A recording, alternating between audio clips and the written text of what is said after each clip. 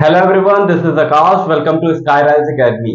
तो वादे के मुताबिक हम लोग क्लास दर क्लास आगे बढ़ते जा रहे हैं और मेरा सभी स्टूडेंट से एक रिक्वेस्ट है कि प्यारे बच्चों, ये क्लास आपके ही लिए बनाई जा रही है। ये क्लास आपके जीवन को आगे बढ़ाने के लिए बनाई जा रही है। इस क्लास को एंड तक देखा करिए। और ये एनसीईआरटी बैच जो कि मैंने इंग्लिश एनसीईआरटी बैच बिल्कुल फ्री ऑफ कॉस्ट यानी बिना किसी पैसे रुपए के मैंने जो स्टार्ट की है ये आपके लिए ही। मैं नाउन को पूरा खत्म कर चुका हूं और नाउन में मैंने नाउन की डेफिनेशंस और नाउन के काइंड्स और फिर मैंने जेंडर और फिर नंबर और उसकी डेफिनेशन और काइंड्स और फिर उसके एग्जांपल्स सारे करा के रखे हैं। पिछली क्लास में मैंने 4-5 क्लासें हैं जिसमें जाकर आप ये देख सकते हैं। लेकिन कुछ बच्चे अभी भी इस बात को सीरियस नहीं ले रहे हैं कि जहां पर हमें फ्री ऑफ कॉस्ट चीजें मिल रही हैं वहां हमें फायदा उठाना चाहिए। देखिए, आप दिन भर मोबाइल स्क्रॉल करते रहिए, आप विभिन्न प्रकार की चीजें देखते रहिए, चलेगा। लेकिन पढ़ाई का साथ अगर आप छोड़ देंगे तो आप जीवन में आगे नहीं बढ़ सकते हैं। और मैं उन बच्चों से बहुत ही ज्यादा विनम्र निवेदन करना चाहूंगा जो बच्चे घर से घरेलू रूप से कमजोर हैं और जिनके घर की आर्थिक स्थिति ठीक नहीं है, उनकी फाइनेंशियल स्टेटस अच्छा नहीं है, तो वो बच्चे इस बैच को फ्री ऑफ कॉस्ट लेकर चलें और पढ़ें, आराम से पढ़ें। जहां कुछ समझ नहीं आ रहा है वो मुझको पिन कर दें, मैसेज कमेंट बॉक्स पे डाल दें, मैं उसको सारे आंसर देने के लिए तैयार हूँ। पिछली क्लास में एक बच्चे ने जो है पूछा था कि सर मुझे अब्स्ट्रैक्ट नाउन समझ में नहीं आ रहा है, तो मैंने अब्स्ट्रैक्ट नाउन को बताने के लिए इस क्लास को चुना है कि अभी मैं जब लास्ट में आपको आज जो प्रैक्टिस सेशन है, नाउन का जो प्रैक्टिस सेशन है, हमने नाउन को क्लास में देख लिया और जो नाउन का प्रैक्टिस सेशन है हम कुछ उदाहरण एग्जाम्पल के थ्रू नाउन का प्रैक्टिस करेंगे और समझेंगे कि नाउन को जो हमने पढ़ा, नाउन के काइंड्स जो हमने पढ़े, जेंडर को पढ़ा और जेंडर के जो हमने काइंड्स पढ़े, एक्चुअली इनका यूज होता कहाँ। ठीक है, तो आज प्रैक्टिस सेशन है, तो प्रैक्टिस सेशन में हम लोग देखते हैं कि आज हमारे पास क्या क्या है, फिर हम वन बाय वन समझेंगे और उस बच्चे का क्वेश्चन भी लेंगे जिसने अब्स्ट्रैक्ट नाउन पूछा था। आइए देखते हैं कुछ एग्जाम्पल। आइए देखते हैं, हमारे पास कुछ एग्जाम्पल हैं नाउन के और नाउन के काइंड से रिलेटेड। और इसी में मैं पिछली क्लास में जो बच्चे ने एक क्वेश्चन पूछा था कि सर अब्स्ट्रैक्ट नाउन नहीं समझ में आया, मैं इसी एग्जाम्पल के थ्रू अब्स्ट्रैक्ट नाउन को भी उसको समझा दूंगा। और मैं उन सभी बच्चों से कहना चाहूंगा जिनको कोई भी नाउन समझ में नहीं आया है वो ये क्लास जरूर और अंत तक देखें। मैं एक बार रिपीट करने जा रहा हूं एग्जाम्पल के माध्यम से कि एक्चुअली में नाउन्स होते क्या हैं और उनके काइंड्स जो proper common collective material abstract होते हैं वो क्या होते हैं।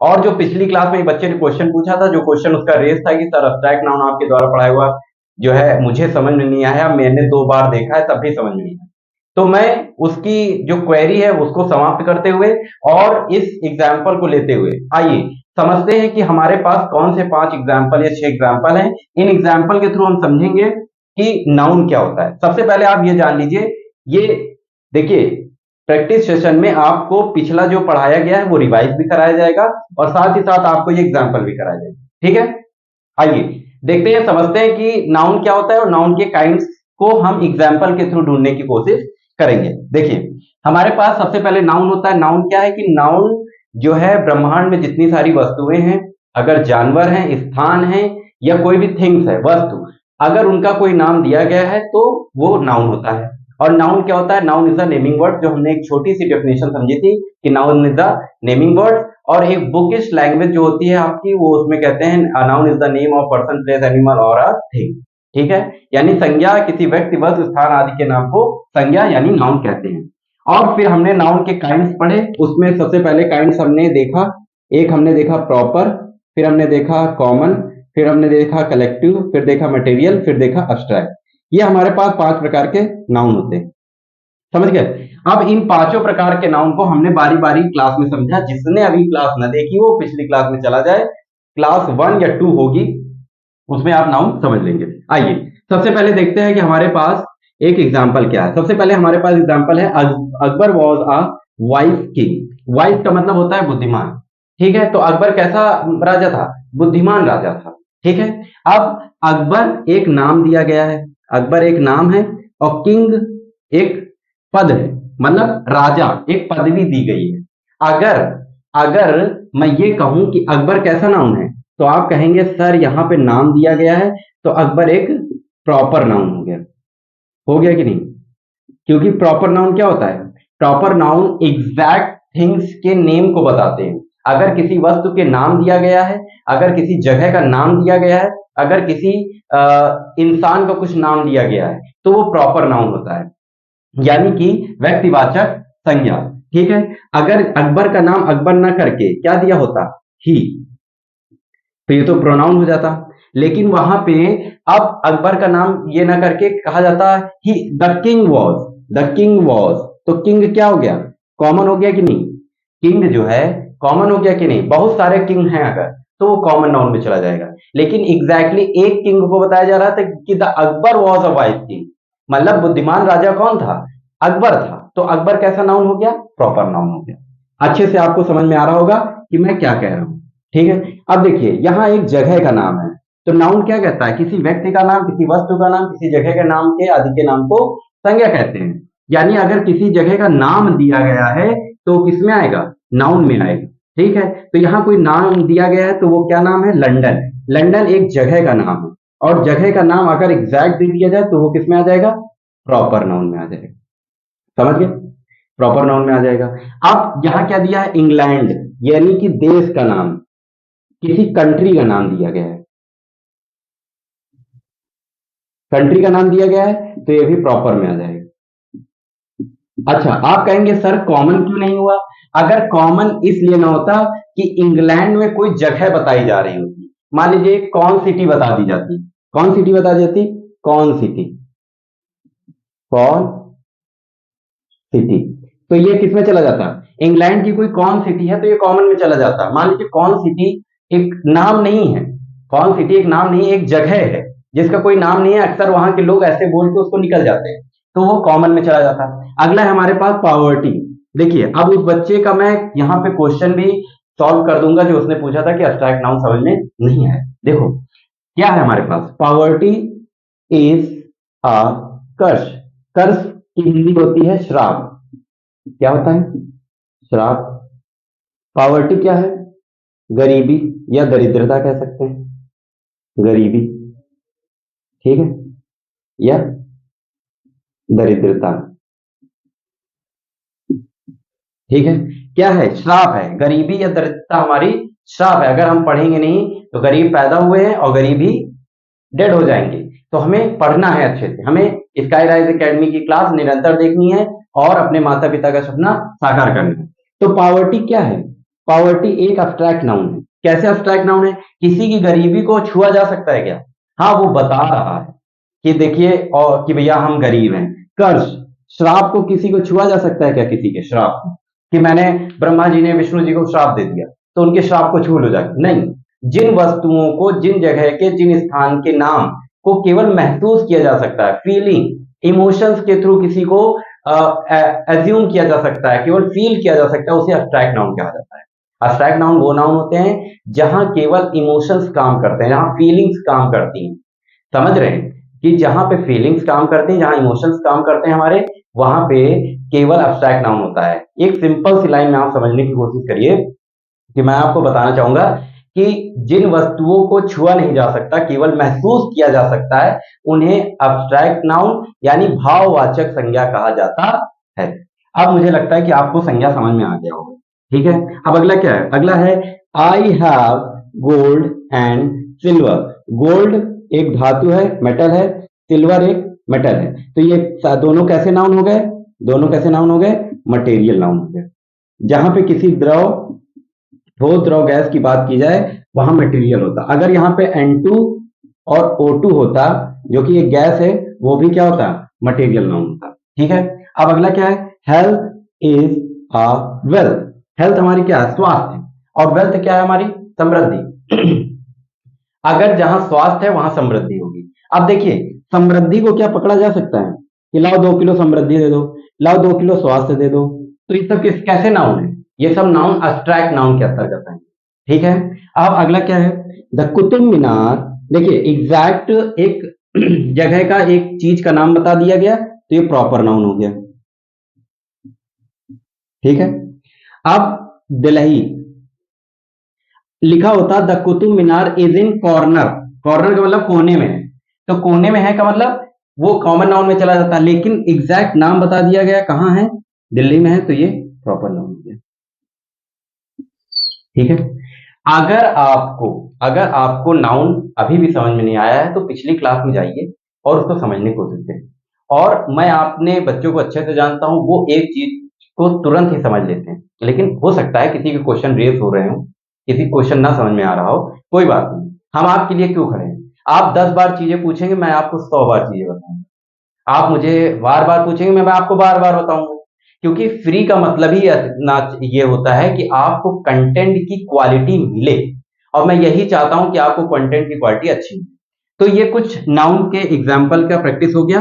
अब हम कुछ जो है क्या कहते हैं, अभी एक वो दूसरे नाउन और मेस्कुलाइन और प्लूरल नंबर का और जेंडर का कुछ एग्जाम्पल करने जा रहे हैं, तो उसको देखते हैं।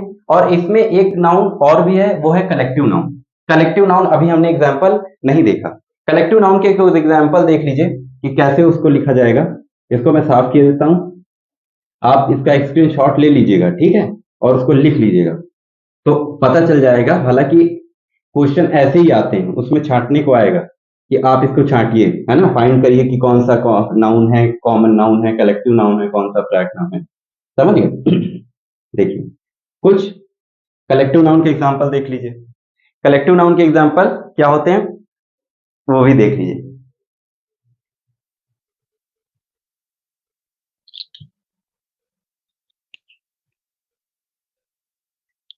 देखिए कलेक्टिव नाउन के एग्जांपल में सबसे पहले क्या है, मतलब कलेक्शन ऑफ थिंग्स या collection of person are called collective noun. A group of player, a group of, किसका ग्रुप होगा, प्लेयर्स का, अ ग्रुप ऑफ प्लेयर्स। ठीक है, a flock of birds, a flock of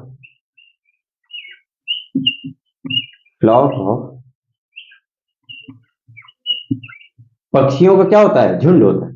ठीक है, अगला हम देखते हैं अ pair of shoes, a pair of shoes, यानी कि जूते, जूते या जूतियां या चप्पल जो होते हैं उनके क्या होते हैं, जोड़े होते हैं। A suit of, a suit of clothes, a suit of clothes. ठीक है, तो a group of players, a flock of birds, a pair of shoes, a suit of clothes, यानी कि कपड़ों के बंडल को और जूतों के बंडल को, जूतों के पेयर को, और टीम, एक कई जगह एक ही जगह पे कई सारे लोग हो तो वो टीम होगा। ठीक है, अ group of books, a collection of books क्या होता है, लाइब्रेरी होता है। A collection of student, class होता है ना। इस तरह हमको कलेक्टिव नाउन के उदाहरण मिल जाते हैं। आइए कुछ अब देखते हैं, सबसे पहले जेंडर देखते हैं, फिर उसके बाद प्लूरल नाउन। आइए जेंडर और जेंडर के मैस्कुलिन और फेमिनिन जेंडर के कुछ उदाहरण इस प्रकार। आइए हमारे पास कुछ मैस्कुलिन और फेमिनिन को चेंज करना, ये मतलब कि मैस्कुलिन से फेमिनिन जेंडर में चेंज करने के कुछ रूल्स जो हम पिछली क्लास में पढ़ चुके हैं, आज उनके हम एग्जाम्पल देखने वाले हैं। उनके एग्जाम्पल कैसे हैं और कैसे कोई मैस्कुलिन जेंडर का वर्ड फेमिनिन जेंडर में चेंज हो जाता है, आइए हम देखते हैं, लेट्स सी। आइए सबसे पहले हमारे पास वर्ड है मास्टर। मास्टर क्या होता है, मास्टर होता है स्वामी, और इसका जो है फेमिनिन होगा मिस्ट्रेस। क्या होगा, मिस्ट्रेस, यानी स्वामिनी, मिस्ट्रेस, स्वामिनी हो गया। ठीक है, और ये मिस्टर होता है, अपने पापा के आगे मिस्टर और मम्मी के आगे क्या लगाते हैं, मिसेस, तो यानी कि ये मैस्कुलिन हो गया और ये फेमिनिन हो गया।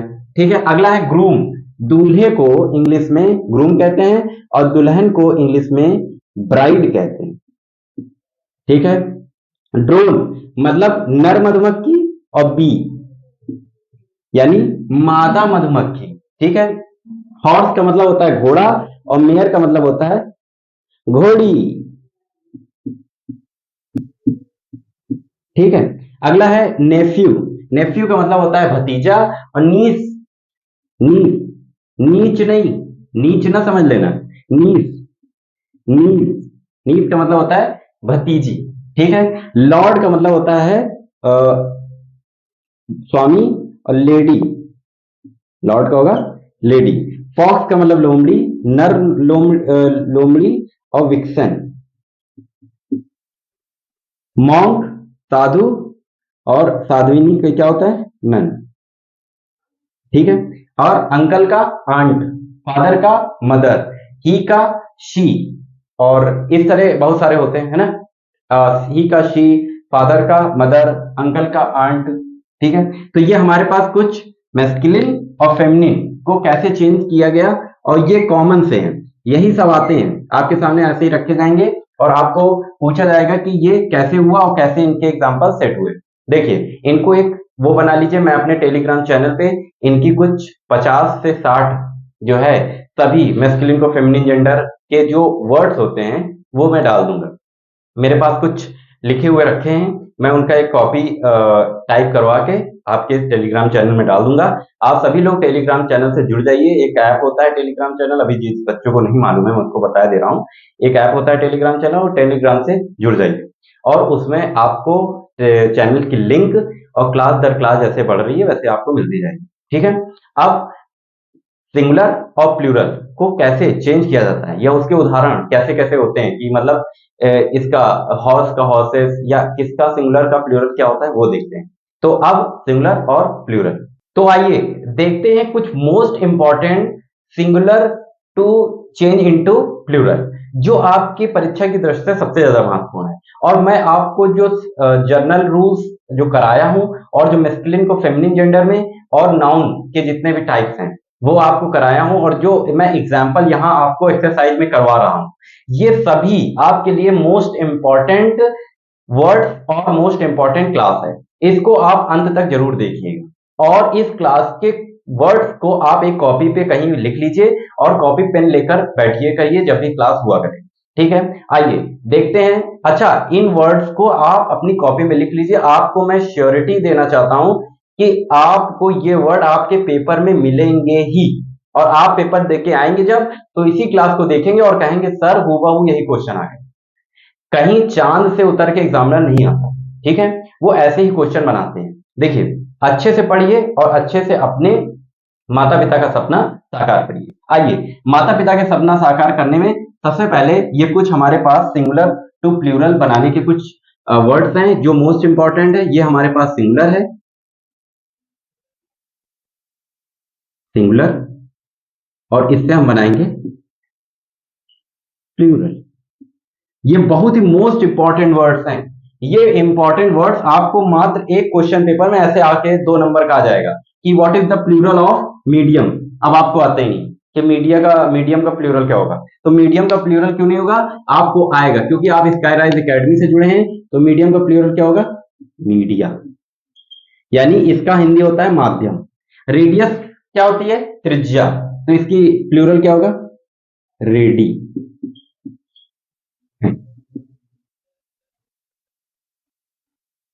रेडी। अगला है ओएसिस।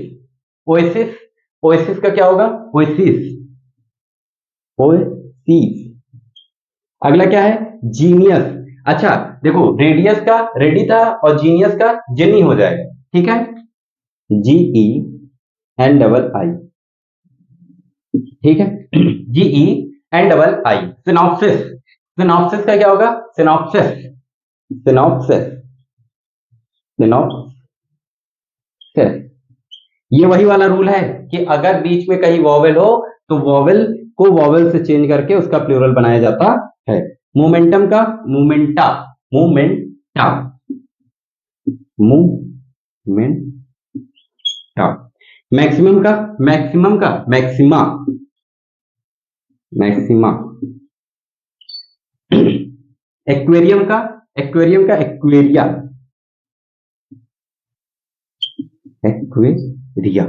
AQUARIA। देखिए कितनी सरलता से हमने प्लूरल को सिंगुलर को प्लूरल में चेंज कर दिया। और ये सबसे ज्यादा इंपॉर्टेंट और मोस्ट इंपॉर्टेंट मैं कहना चाहूंगा कि मोस्ट इंपॉर्टेंट वर्ड है। ये वर्ड आपको आपके पेपर में श्योरिटी 100% की गारंटी के साथ ये आपको मिलेंगे। और तब आप कहेंगे कि अरे सर, आपने तो जो पढ़ाया था वही आ गया। बेटा, ये क्लास ही है कि जहां आपको फ्री तो लग रही हैं चीजें कि सब पूरी ग्रामर फ्री में पढ़ाने लगे हैं, इतने में लोग चार्जेस करते हैं 10,000, 12,000, 50,000 रुपए और महीने का और साल का लेते हैं। मैं आपको फ्री पढ़ा रहा हूं तो आपको लग रहा होगा अरे सर फ्री पढ़ा रहे होंगे तो एकदम गलत ही पढ़ा रहे होंगे।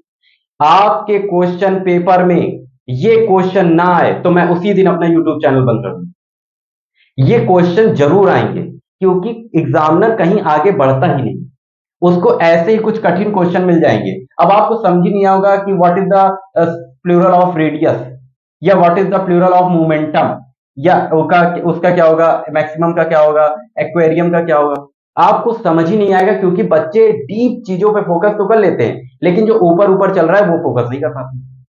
तो ये आज की नाउन प्रैक्टिस थी। नेक्स्ट क्लास में हम लोग प्रोनाउन स्टार्ट करेंगे। वीडियो को शेयर करिए, लाइक करिए और लोगों तक free of cost Chanakya batch जरूर पहुंचाइए। मैं आपसे कहना चाहूंगा कि आप अपने माता पिता का सपना साकार तभी कर पाएंगे जब मुझसे या किसी और टीचर से मन लगाकर पढ़ेंगे, नोट्स बनाएंगे और अपने जीवन में तरक्की करेंगे। चलिए हम एक नई क्लास में नई टॉपिक से के साथ फिर से मिलते हैं। Till then keep watching, keep subscribing.